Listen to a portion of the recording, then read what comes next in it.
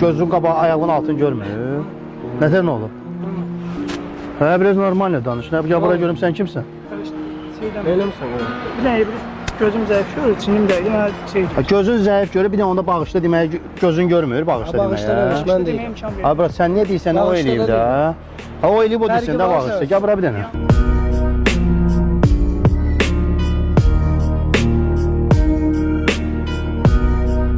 Gəl bura bir dənə.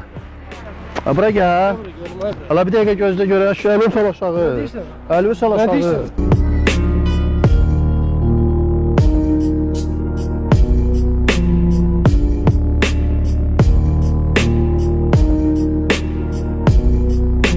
Əlini sol aşağı. Əlini... Adam belədir, özünə bax ona bax. Bir dəqiqə sağ özünə bax ona bax deyəndə sən nə söhbət edirsən? Özünə bax ona bax nədir? Gəldi 2 dəqiqə kənara. Hala 2 dəqiqə kənara nə deyə? Mənim oyunla söhbətim var. Səninlə kənara nöş keçin mən. Keçib mənə çiyin vurub. Sən vurmusan mənə. Keçib sən çiyin vursan. Fərqi var sən mənimlə niyə üzr istəyirsən? Sən mənə vurmamısan, o vurub mənə. Fərqi var sən. Nə illətə gör, körsün. Sən geç, xanımı götür. Allah heç bir şey yoxdur, qardaşım get buradan. Kimdir ki buna yesin? Özdə adamı ilə alçatmazlar, yanında biz var. Ha, özünü normalini apardı. Alçatmazlar deyəndə çiyin vurmusan, adamın üstünə çıxar, sən əzəb eləyirəm.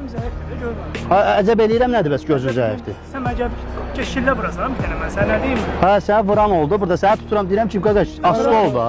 Belirliyizə vurar, eləmədim də aldı ki.